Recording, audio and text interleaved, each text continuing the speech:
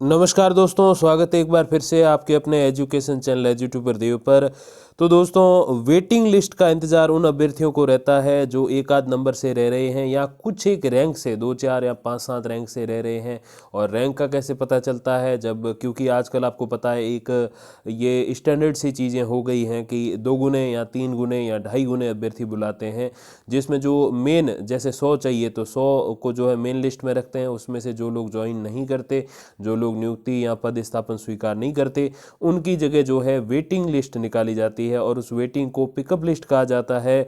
क्योंकि जैसे मैंने आपको बताया, एक मेन लिस्ट होती है, एक रिजर्व लिस्ट होती है, और रिजर्व लिस्ट में से जब अभ्यर्थियों को चुन के मेन लिस्ट में जो है अभ्यर्थियों की जगह चुना जाता है, क्योंकि मेन लिस्ट वाले नहीं आते ज्वाइनिंग करने के लिए, अपने पद स्थापन के लिए नहीं आते, तो ही तो रिजर्व लिस्ट वालों को चुनेंगे, आरक्षित सूची वालों को चुनेंगे, तो उसी को पिकअप लिस्ट कहते हैं। और वेटिंग लिस्ट उसको कहते हैं जब एक गुना अभ्यर्थी बुलाए जाएं और दोबारा सारी जो प्रोसेस है, डॉक्यूमेंट वेरिफिकेशन वगैरह पूरी दोबारा करके नए अभ्यर्थियों को सिलेक्शन के लिए या नियुक्ति के लिए बुलाया जाए, तो वो होती वेटिंग लिस्ट। तो दोस्तों, आरपीएससी फर्स्ट ग्रेड 2018 जो स्कूल जो है अपने एजुकेशन है उसकी मैं बात कर रहा हूँ, संस्कृत एजुकेशन की बात नहीं कर रहा।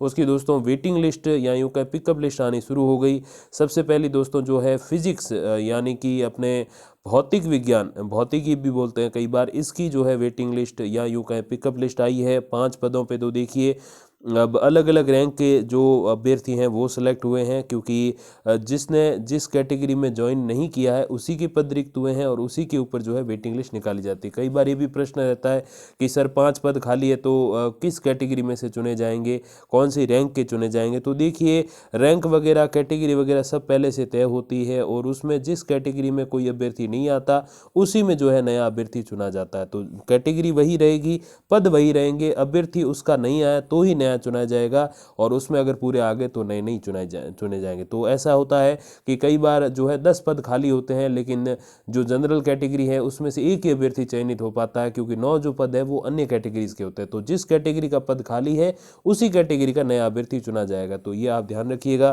तो इसमें भी देखिए, सबसे पहले रैंक से शुरू करें तो पहली रैंक जो है जनरल अपने जो है कैटेगरी, जिसमें अजय सिंह गोदारा जिन्होंने जो है जनरल मेल कैटेगरी से जो है ये है। देखिए, इसमें अजय सिंह गोदारा 11/11/1994 इनकी बर्थ डेट है, और इनके मार्क्स वगैरह देखिए, और ये सिलेक्ट हुए हैं जनरल कैटेगरी से, क्योंकि जनरल का एक पद खाली था। फिर देखिए, ओबीसी के 2 पद खाली थे, एक पुरुषों का एक महिलाओं का। तो देखिए, कैलाश चंद्र एक और एक अंजू सिंह 2 जो है वो सिलेक्ट हुए हैं। और इसमें भी देखें तो जैसे मैंने बताया, ओबीसी के 2 तो 7 और 8 रैंक के, और फिर जो है एसटी का एक पद था और एक जनरल का, और जिसमें दिव्यांगजन का जो है वो पद था। तो जीईएलडी मतलब जनरल और दिव्यांगजन, और फिर एसटीडब्ल्यूई मतलब जो है एसटी कैटेगरी और वुमेन। तो इस हिसाब से चयन होता है। कई बार आप पूछते हो, हालांकि जैसे मैंने कहा कि जैसे ही अवकाश होगा तो ही मैं आपको जो है रिप्लाई कर पाऊंगा, क्योंकि अवकाश के बिना मैं एक आधा कमेंट रिप्लाई करूं और बाकी ना करूं तो ये तो अच्छी बात नहीं है। आप सभी मेरे लिए परिवार के सदस्यों के स्वरूप हो, तो सभी के रिप्लाई करूंगा, नहीं तो फिर किसी के भी नहीं करूं, क्योंकि देखो किसी को आगे किसी को पीछे नहीं मानता मैं। तो इसी हिसाब से देखिए, कई बार क्या है कि नए नए अभ्यर्थी सिलेक्ट होते हैं तो उनको पता नहीं रहता कि सर वेटिंग लिस्ट जो है उसमें जो है 5 पद रिक्त है तो किस कैटेगरी के हैं। तो जैसे वो जिस कैटेगरी का पद है उसी पे नया अभ्यर्थी आएगा, कैटेगरी का पद वही रहेगा, अभ्यर्थी नया आ जाएगा। ये ध्यान रखिए, कभी भी ऐसा नहीं होता कि 5 खाली है तो बस 5 जनरल वाले होंगे या 5 ओबीसी वाले होंगे, ऐसा नहीं होता। मोस्टली जो जिस पद का पद जो जिस जैसे फर्स्ट ग्रेड भर्ती 2018, तो जो अभ्यर्थी जिस कैटेगरी के अंतर्गत था उसका उसने जो है ज्वाइनिंग नहीं किया है, उसी की जगह नया अभ्यर्थी चुना जाता है उसी कैटेगरी का। तो ये आप ध्यान रखिए। तो क्योंकि अभ्यर्थी खूब है, ऐसा नहीं है कि जो है अभ्यर्थियों की अगर कमी हो तो फिर थोड़ी सी बात अलग हो जाती है। तो अब ये प्रश्न रहता है कि किस विषय के कितने पद खाली हैं। तो देखिए, सबसे पहले बात करता हूँ मैं अपने इतिहास से। तो इतिहास के दोस्तों 7 पद खाली हैं। फिर बात करें भूगोल की, तो भूगोल के जो है वो 15 पद दोस्तों खाली है। भौतिक विज्ञान की ये 5 पद खाली आपके सामने, जिसकी अब वेटिंग या यूँ कहें पिकअप लिस्ट आ चुकी है। संस्कृत की अगर मैं बात करूँ तो 9 पद खाली हैं। अंग्रेजी के 16 पद खाली हैं।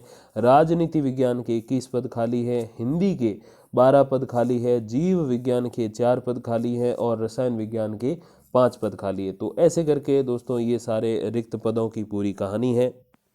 तो ऐसे करके दोस्तों टोटल जो अपने सब्जेक्ट्स की अगर मैं बात करूं तो लगभग 9 विषय हैं और उनके 94 जो है पोस्ट खाली हैं। जो आंकड़े अभी मेरे पास अवेलेबल है उसकी बात कर रहा हूं। कुछ एक और सब्जेक्ट और कुछ एक और पोस्ट भी जो हैं वो खाली हो सकती हैं अलग अलग विषय की। तो उसके जैसे ही डेटा मेरे पास आएंगे मैं आपको अवेलेबल करा दूंगा। कल दोस्तों जो वीडियो लेकर आऊँगा मैं आपके लिए, उसमें हम लोग बात करेंगे और जो सब्जेक्ट हैं, जैसे ये तो अपने दोस्तों जो है अपने फिजिक्स है, भौतिक विज्ञान है, और इसके अतिरिक्त जो सब्जेक्ट रह गए जैसे भूगोल, इतिहास, संस्कृत, अंग्रेजी, राजनीति विज्ञान, हिंदी, जीव विज्ञान और रसायन विज्ञान, उसमें किस कैटेगरी के पदों की संख्या तो मैंने आपको बताई जिस पे वेटिंग आएगी या पिकअप आएगी, किस कैटेगरी के कितने पद है, ताकि उसके अकॉर्डिंग आप अपने जो है डॉक्यूमेंट वेरिफिकेशन वगैरह तो सब हो ही चुका आपका, क्योंकि आप रिजर्व लिस्ट में हो तो सब कुछ मेरे हिसाब से क्लियर है, कोई भी इसमें दिक्कत नहीं है।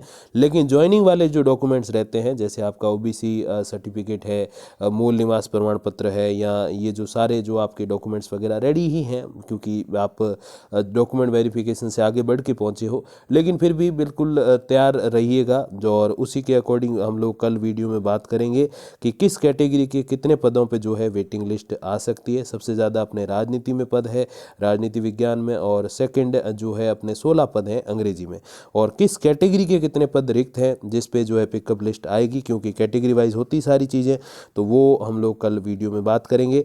और देखिए ये अभी वेटिंग लिस्ट या यूं कहें पिकअप लिस्ट आ गई है, तो एक मैं समझता हूँ ये अच्छा निर्णय भी मैं कहना चाहूँगा, क्योंकि दोस्तों अगर ये नहीं आती तो ये जो अभ्यर्थी बिल्कुल बहुत ही कम मार्जिन से रह गए थे उनका चयन नहीं होता, और उनको पूरी पूरी फर्स्ट ग्रेड की जो तैयारी है, जो प्रिपेयरनेस है, वो दोबारा करनी पड़ती। और एक पूर्व अभ्यर्थी और वर्तमान शिक्षक के रूप में, व्याख्याता के रूप में मैं ये अच्छे से जानता हूँ कि पूरी पूरी जो तैयारी दोबारा करनी पड़े तो कितना ही मुश्किल काम है। हालांकि नामुमकिन तो कुछ नहीं दुनिया में, बट हाँ थोड़ा सा जो है मैं समझता हूँ दूसरों की तुलना में 1% कम मुश्किल मैं कहना चाहूँगा, क्योंकि जब आप बहुत क्लोज आ जाते हो तो या तो आप बिल्कुल हार के बैठ जाओगे, और अगर आप हार के नहीं बैठे तो आप यकीन मानिए अगली बार चाहे जैसा पेपर आ जाए, इतने क्लोज आए हुए अभ्यर्थी या तो वेटिंग लिस्ट में सेलेक्ट हो जाते हैं, पिकअप लिस्ट में, या फिर अगली मेन लिस्ट में डेफिनेटली बहुत अच्छी रैंक से सिलेक्ट होते हैं।